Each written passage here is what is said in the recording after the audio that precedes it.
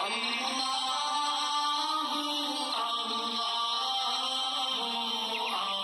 اللہ الرحمن الرحیم نحمده ونصلی علی رسول الکریم اما بعد فاعوذ باللہ من الشیطان الرجیم بسم اللہ الرحمن الرحیم النبی اولا بالمؤمنین من انفسهم وازواجه امہاتهم صدق اللہ العظیم۔ نبی سے لگاؤ ہے ایمان والوں کو زیادہ اپنی جان سے، اور اس کی عورتیں ان کی مائیں ہیں۔ یہ آیت شریفہ کا ترجمہ تھا۔ آج ازواج مطہرات کا مقام کیا ہے، قرآن ان کی کس طریقے سے اور کس انداز سے تعریف بیان کرتا ہے، اس موضوع کو بیان کرنا اس لیے بھی ضروری ہے کہ امہات المؤمنین کے مقام اور منصب و مرتبہ کو ایک خاص گروہ، ایک مخصوص فرقہ ہے جو ہر وقت گھٹانے کی کوشش میں لگا ہوا ہے، امہات المؤمنین کے اوپر انگلیاں اٹھاتا ہے اور آپ کی عزت ناموس کو چھلنی کرنا چاہتا ہے۔ اسی لیے امہات المؤمنین کے فضائل اس درجے پس منظر میں چلے گئے، آج ممبر و محراب ان کے ذکر سے خاموش ہیں، خطیب و مقرر ان کے ذکر سے اپنی زبان کن کر رہے ہیں۔ اس لیے نہایتی دکھیا دل سے اس بیان کو کر رہا ہوں تاکہ آپ کے دل سے آپ کی مائیں اور امت کی ماؤں کے لیے کوئی عظمت کا گوشہ متحرک ہو کر ان کے ذکر کے لیے آمادہ ہو جائے۔ آج علماء میدان میں آ جائیں، بتائیں اس قوم کو کہ اللہ رب العالمین نے امہات المؤمنین کا کیا مقام عطا فرمایا۔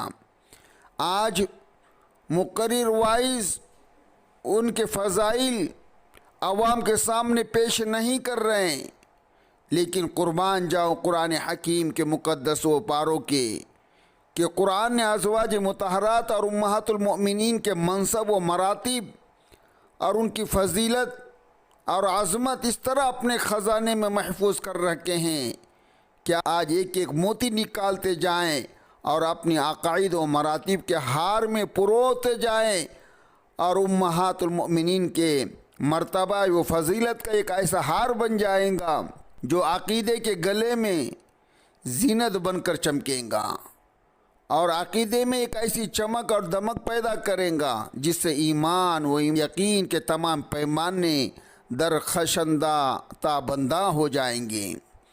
حضرت گرامی، اس وقت میں آپ حضرات کے سامنے چند دلیلیں ایسی بیان کروں گا جس سے معلوم ہوگا کہ امت کی مائیں ازواج مطہرات تمام امت محمدیہ میں ایک نرالی اور ایکتائی حیثیت رکھتی ہیں، اور انہیں اللہ رب العالمین نے وہ ممتاز اور منفرد مقام عطا فرمایا ہے کہ امت کی عورتیں کسی طرح بھی ان کے ہم مرتبہ اور ہمسر نہیں ہو سکتی۔ یعنی دنیا کی ساری عورتیں اور امہات المؤمنین کا وہ مقام و مرتبہ، چاہے وہ کسی بھی مرتبے پر پہنچے، امہات المؤمنین کے مقام تک کہ وہ نہیں پہنچ سکتی۔ چنانچہ جو شروع میں نے قرآن پاک کی تلاوت کی ہے، اس میں اللہ رب العالمین ارشاد فرماتے ہیں النبی اولا بالمؤمنین وازواجہ امہاتہم، نبی سے لگاؤ ایمان والوں کو اپنی جانوں سے بھی زیادہ ہیں۔ کس کو؟ جو ایمان رکھتے ہیں اللہ اس کے رسول پر، اور ان کی بیویاں ایمان والوں کی ماں ہیں۔ جس کا اللہ اور اس کے رسول پہ ایمان ہوگا انہی کی ماں ہے، اور جو ایمان سے خالی ہوگا وہ آپ کی اولادوں میں سے نہیں ہے۔ ماں کیا درجہ رکھتی ہے، ماں کا کیا مقام ہے، ماں افضل ہوتی ہے یا اولاد، ماں کی اولاد کو کیا توقیر کرنا چاہیے، یا ایسے عنوانات ہیں جس پر قرآن اور اسوہ رسول میں 20 دلیلیں موجود ہیں۔ وَبِالْوَالِدَيْنِ إِحْسَانًا وَلَا تَقُلْ لَهُمَا أُفٍّ وَلَا تَنْهَرْهُمَا رَبَّنَا اغْفِرْ لِي وَلِوَالِدَيَّ۔ قرآن کہتا ہے جنت ماں کے قدموں میں، اگر نسبی ماں کے لیے احسان ضروری ہے تو روحانی ماں کے لیے بھی احسان ضروری ہے۔ معلوم ہوا احسان کسے کہتے ہیں؟ احسان کہتے ہیں اس کا حقیقی حق بھی اس کو دیا جائے، اور حقیقی حق سے زائد بھی آپ کے پاس کوئی چیز ہے تو وہ بھی دے دیا جائے۔ حقیقی توقیر تو وہ ہے جو اللہ تعالیٰ نے امہات المؤمنین کو خود عطا فرمائی۔ تمہارا فرض ہے اگر تم اس میں اضافہ نہیں کر سکتے تو اس عظمت اور رفعت کے سکے مخلوق خدا میں جمائیں جو اللہ تعالیٰ کی طرف سے ان کو دیے گئے۔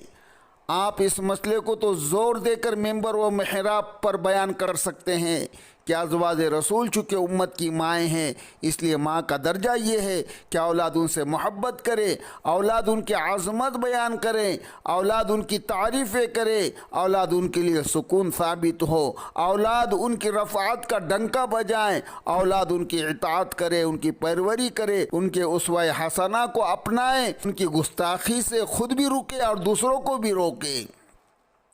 جس طرح نسبی ماں کو اف کہنا جائز نہیں، اسی طرح روحانی ماں کو اف کہنا بھی جائز نہیں۔ اف کا مطلب ایسا جملہ کہنا جو اسے ناگوار گزرے۔ سمجھے آپ، ماں کو ایسا لفظ تک کہ نہ کہا جائے جو اس کے دل کو برا لگے، اس کا دل اس کو پسند نہ کرے، اس کے دل میں خلیش پیدا ہو، اس کے دل میں نفرت پیدا ہو جائے، تو ایسا کوئی جملہ نہ کہے جس کا اس کا دل دکھے۔ جب ایک نسبی ماں کا حال یہ ہے تو آپ اس کے لیے ایسا جملہ استعمال نہیں کر سکتے جو اس کو تکلیف کا باعث ہو۔ اسی طرح آپ امہات المؤمنین کے لیے بھی کوئی ایسا لفظ زبان سے نہ نکالے جو انہیں ناگوار گزرے، جو ان کے لیے پریشانی کا سبب ہو، تکلیف کا سبب بنے، جو ان کے دل میں تمہارے لیے ناپسندگی پیدا کر دے، ان کا دل دکھے، کیونکہ یہ نہایت نازک مقام ہے۔ یہ تمہاری نسبی ماں نہیں ہے بلکہ یہ تمہارے لیے نبی کی نسبت کی وجہ سے مائیں ہیں۔ یوں کہہ لیجئے ایک نسبی ماں ہوتی ہے اور ایک نسبتی ماں ہوتی ہے۔ یہ جوزہ نبی ہے، ازواجہ امہاتہم ہے۔ جو نبی کی بیوی ہوں گی وہ امت کی ماں ہوں گی، جو امت کی ماں ہوں گی اس کو دوہرا مقام ہوگا۔ جوزیت مصطفیٰ کا مقام الگ ہے اور صحابیت مصطفیٰ صلی اللہ علیہ وسلم کا مقام الگ ہے۔ انہیں صحابیت رسول ہونے کی وجہ سے بھی حصہ ملے گا اور انہیں جوزیت رسول ہونے کی وجہ سے بھی حصہ ملیں گا۔ وہ نبی کی خلوت و جلوت کا آئینہ ہوں گی، نبی کے رات اور دن ظاہر و باطن کا آئینہ دار ہوں گی۔ بیٹوں کو جس طرح اپنی ماں کی طہارت و تقدس پر یقین رکھنا ہوتا ہے، اسی طرح امت کی اور اپنی روحانی ماں کو تقدس و طہارت کا یقین رکھنا ہوگا۔ جب یہ یقین کامل ہوگا کہ عائشہ میری ماں ہے، جب یہ یقین جم گیا کہ ختیجہ اور حفصہ اور ام حبیبہ میری ماں ہیں، تو پھر یہ یقین بھی جمانا ہوگا کہ ازواج مطہرات اسی طرح مقدس اور طہارت و طیبات ہیں کہ جس طرح پیغمبر صلی اللہ علیہ وسلم نے انہیں اپنے دستے مطہرہ سے انہیں پاکیزہ بنا دیا۔ اس لیے ماؤں کے لیے فوراً امہات المؤمنین کی حیثیت سے ان کی پاکیزگی اور طہارت کا نعرہ بلند کرنا ہوگا اور ان کے غلامی کا تو گلے میں ڈالنا ہوگا۔ اگرچہ زمانے نے ہزاروں کروٹیں بدلی مگر آج تک ان مقدس خواتین کی نظیر پیش نہیں کی جا سکی۔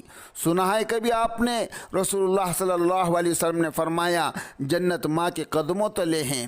تو آئیے خدیجہ کے قدموں سے جڑ جاؤ تو جنت ملیں گی، عائشہ کے قدموں سے جڑ جاؤ تو جنت ملیں گی، سودا کے قدموں سے جڑ جاؤ تو جنت ملیں گی، حفصہ کے قدموں سے جڑ جاؤ تو جنت ملیں گی، زینب کے قدموں سے جڑ جاؤ تو جنت ملیں گی، ام سلمہ کے قدموں سے جڑ جاؤ تو جنت ملیں گی، جوریہ کے قدموں سے جڑ جاؤ تو جنت ملیں گی، ام حبیبہ کے قدموں سے جڑ جاؤ تو جنت ملیں گی، صفیہ کے قدموں سے جڑ جاؤ تو جنت ملیں گی، میمونہ کے قدموں سے جڑ جاؤ تو جنت ملیں گی، ماریہ کے قدموں سے جڑ جاؤ تو جنت ملیں گی۔ کیوں؟ جنت ماں کے قدموں میں ہے۔ اور ازواجہ امہاتہم، نبی کی بیویاں امت کی ماں ہے۔ اگر تم نبی کو اپنا نبی سمجھتے ہیں تو پھر نبی کی گھر والیاں تیری ماں ہے۔ اگر تو نبی کو نبی نہیں سمجھتا ہے تو پھر تو امت سے خارج ہے۔ تو اللہ رب العالمین ارشاد فرماتے ہیں یا نساء النبی لستن کاحد من نساء، اے نبی کی بیویوں تمہارا مرتبہ تمام عورتوں سے بلند تر ہے۔ اس آیت کریمہ سے معلوم ہوتا ہے سرکار دو عالم صلی اللہ علیہ وسلم کے ازواج مطہرات کا مرتبہ اور مقام تمام امت کی عورتوں سے بلند تر ہے۔ اس پر غور کیا جائے تو آپ کو بہت سارے اس میں نکات سامنے آ جائیں گے۔ یہ ہم اور تم کسی دنیا کا مولوی بیان نہیں کر رہا بلکہ یہ خود اللہ رب العالمین العالمین بیان فرما رہے ہیں۔ اگر تمہیں پسند نہیں ہے تو پھر اللہ سے لڑائی کرو، اگر تمہیں پسند نہیں ہے تو پھر اللہ سے مقابلہ کرو۔ جب امتی کی بیوی کی بحث ہوں گی تو مسئلہ اور ہوگا، جب صحابہ کی بیویوں کی بات ہوں گی تو مسئلہ اور ہوگا، جب اولیاء کی بیوی کی بات ہوں گی تو مسئلہ اور ہوگا، لیکن جب نساء النبی کی بات ہوں گی تو مسئلہ اور ہوگا۔ نبی کی بیویوں کو نبوت کی نسبت کے ترازو میں تولا جائے گا، جس قدر نسبت بلند اسی قدر ترازو بلند ہوگا۔ عائشہ و حفصہ کے مقام کو جانچنے کے لیے ترازو نسبت مصطفیٰ کا ہوگا، تولنے کے لیے آپ اور میں نہیں ہوں گے، تولنے کے لیے ہاتھ خدا کا ہوگا، ترازو و نسبت مصطفیٰ کا ہوگا۔ سبحان اللہ۔ آئیے ذرا ازواج مطہرات کا مقام ان کی زبان سے سنیے، جس نے ان کے مقام کو جانچ کر تول کر بیان فرمایا۔ خود ارشاد خداوندی ہوتا ہے، یا نساء النبی لستن کاحد من نساء، اے نبی کی بیویوں تمہاری ہم پلہ کوئی عورت نہیں ہے۔ فیصلہ تو ہو گیا، اب ملا شور کرے تو اس کی مرضی، علامہ شور کرے تو اس کی مرضی، ذاکر شور کرے تو اس کی مرضی، وائز شور کرے تو اس کی مرضی۔ قرآن نے فیصلہ دے دیا ہے، رحمان نے فیصلہ دے دیا ہے، لستن کاحد من نساء، نبی کی بیویوں تمہارے ہمسر کوئی عورت نہیں ہے۔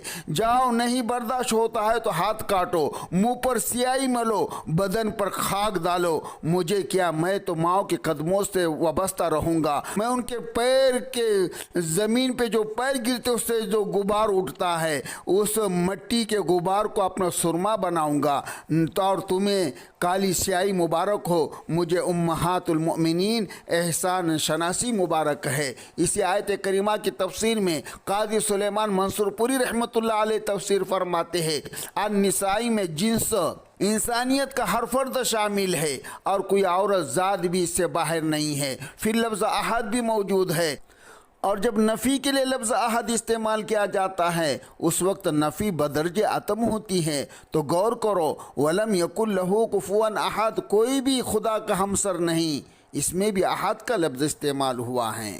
تو اللہ رب العالمین نے قرآن میں کئی مرتبہ ازواج مطہرات کی تعریف بیان فرمائی، انما یرید اللہ لیذھب عنکم الرجس اہل البیت، اس سے مراد سرکار دو عالم صلی اللہ علیہ وسلم کی ازواج مطہرات ہیں۔ اس آیت کریمہ میں اللہ تعالیٰ نے ازواج مطہرات کو دو اعلیٰ ترین تغمے اور اعزاز دیے ہیں، انعام دیے ہیں۔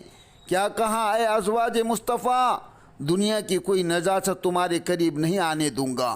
یہ اللہ کا وعدہ ہے کہ کوئی نجاست تمہارے قریب نہیں آنے دوں گا۔ غالباً اسی لیے جنت البقیع کو تالا لگایا جاتا ہے تاکہ ایام حج میں کوئی ناپاک عورت آپ کے مزارات کے قریب نہ جا سکے۔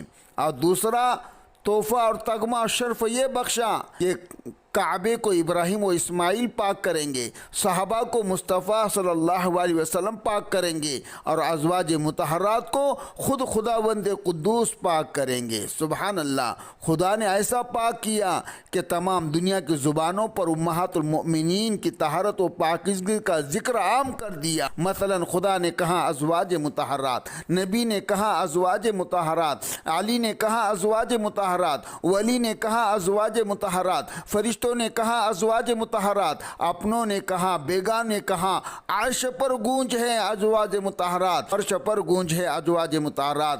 قرآن اور حدیث اور سیرت گرز دنیا کے ہر دفتر میں، ہر علمی شے پارے میں مطہرات مطہرات مطہرات کی صدائے بلند کروا دی۔ امت کو بھی ان کی رضا کے لیے ان کی پیروی کرنا چاہیے۔ رضی اللہ عنہم میں جہاں صحابہ مرد شامل ہے، اسی طرح صحابیات عورتیں بھی شامل ہیں۔ یہ کوئی اچنبی کی بات نہ ہوئی، بلکہ خدا اصحاب رسول سے راضی اور اصحاب رسول خدا سے راضی۔ گویا صحابہ نے خدا کی رضا چاہی اور خدا نے صحابہ اور صحابیات کی رضا چاہی۔ ازواج مطہرات کو دوہری فضیلت حاصل ہے، صحابی رسول ہونے کی اور جوز رسول ہونے کی، اس لیے انہیں رضا بھی دوہری حاصل ہوئی۔ انا احللنا لک ازواجک، میرے نبی ہم نے آپ کی بیویوں کو آپ کے لیے حلال کر دیا۔ حضرت گرامی، ظاہر ہے کہ نکاح کے بعد بیوی مرد کے لیے حلال ہو جاتی ہیں، اس میں کون سی سمجھنے کی بات ہے، مگر ہے اگر خیال کیا جائے، غور کیا جائے تو یہ بہت بڑی فضیلت ہے ازواج مطہرات کے لیے۔ اللہ رب العالمین نے نکاح کے بعد ان کے نکاح نامے کی خود تصدیق فرمائی۔ ہمارے یہاں اکثر نکاح ناموں میں جھگڑے ہوتے ہیں، عدالتیں اور کچہریاں، اس میں جو لکھائی پڑھائی ہوتی ہے اس میں غلطی ہوتی ہیں، میاں بیوی کے عدم پسند اور والدین کے عدم رضا کا تنازع، مگر اللہ تعالیٰ نے ازواج مطہرات کے نکاح کی تمام ذمہ داری خود قبول فرمائی اور فرمایا کہ میرے محبوب، میرے رجسٹر میں تیرا نکاح لکھا ہوا ہے، اب یہ آپ کی بیویاں ہیں اور آپ ان کے خاوند ہیں۔ اللہ کو معلوم تھا کہ اس پر جھگڑا ہوگا، بدباطن کالے چہرے والے ازواج مطہرات پر جرح کریں گے، سیاہ روح ازواج مطہرات کو دائرہ تطہیر سے خارج کریں گے، اس لیے اللہ رب العالمین نے ازواج مطہرات کے نکاح کی ذمہ داری خود قبول فرماتے ہوئے اعلان فرمایا کہ اِنَّا أَحْلَلْنَا لَكَ أَزْوَاجَكَ، جسے ازواج مطہرات پر اعتراض ہو وہ اللہ سے لڑائی جھگڑا کرے، پھر مزہ چکے کہ کس طرح اس کا منہ کالا ہوتا ہے اور امہات المؤمنین کا کیسا بول بالا ہوتا ہے۔ حضرت گرامی، جب آپ نے قرآن کریم کی جامع اور ناقابل تردید ارشاد سے سمجھ لیا کہ اللہ تعالیٰ نے ازواج مطہرات کو اس قدر فضائل سے سرفراز فرمایا، اب آپ کو ایک مثال اور ایک ایسے تگمے کی طرف لینا چاہتا ہوں کہ اللہ رب العالمین نے ازواج مطہرات کو کیسے انعامات سے نوازا۔ ازواج النبی کو سرکار دو عالم صلی اللہ علیہ وسلم کے ازواج ہونے کی حیثیت سے رات دن انہوں نے صرف نبی کی بیویاں ہی کی حیثیت سے نہیں بلکہ آپ کے لاہو دین کے لیے جو خدمتیں دیں، جو خدمتیں کی اور اس دین کے لیے جو قربانیاں دیں، اللہ کو اتنی پسند آئی تو اللہ رب العالمین ارشاد فرماتے ہیں، اے نبی کی بیویوں، اے میرے نیک بندیاں، اب تمہیں ہم اعزاز دیتے ہیں۔ اللہ فرما رہے ہیں، اے نبی، لا یحل لک النساء من بعد ولا ان تبدل بہن من ازواج۔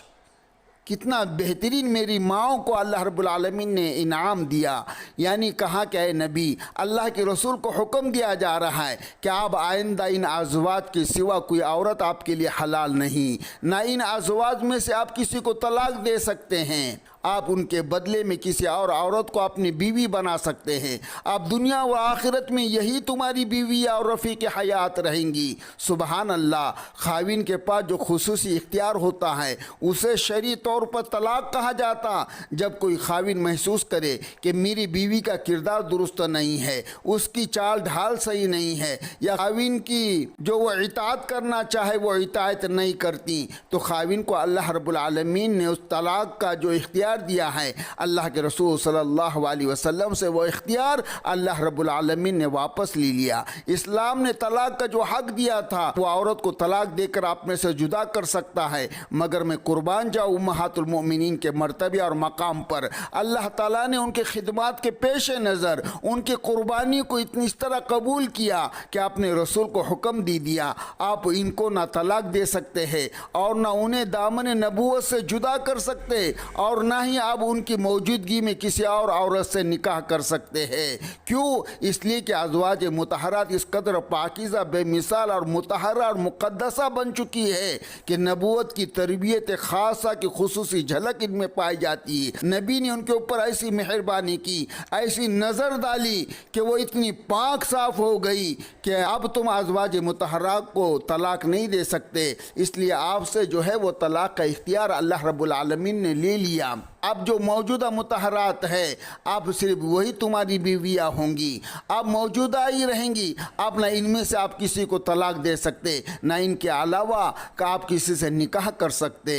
جس طرح آپ کے بعد آپ کوئی نبی نہیں آ سکتا، اسی طرح اس کے بعد آپ کے عقد میں کوئی جوزہ نہیں آ سکتی۔ سبحان اللہ، مختار کل کا مسئلہ بھی حل ہو گیا۔ سرکار دو عالم صلی اللہ علیہ وسلم ازواج مطہرات کو طلاق بھی نہیں دے سکتے اور ان کی موجودگی میں کوئی دوسرا نکاح بھی نہیں کر سکتے۔ معلوم ہوا ازواج مطہرات میں وہ تمام کمالات، وہ تمام خوبیاں، وہ تمام محاسن موجود ہے جو سرکار دو عالم صلی اللہ علیہ وسلم جیسے کامل اکمل پیغمبر ازواج مطہرات میں ہونی چاہیے۔ آپ صلی اللہ علیہ وسلم کی بیویوں میں جو صفاتیں ہونی چاہیے، اللہ نے وہ تمام صفات ازواج مطہرات میں جمع فرما دیجئے۔ پیغمبر کی وفات شریفہ کے بعد ان سے کوئی نکاح بھی نہیں کر سکتا۔ اللہ تعالیٰ ارشاد فرماتے ہیں وَلَا تَنْكِحُوا أَزْوَاجَهُ مِن بَعْدِهِ أَبَدًا، اور نہیں نکاح کر سکتے پیغمبر کی بیویوں سے ان کے بعد ہمیشہ ہمیشہ کے لیے، کیونکہ نبی کی بیویاں ساری امت کی ماں ہیں۔ اب ذرا سنیے کہ گستاخ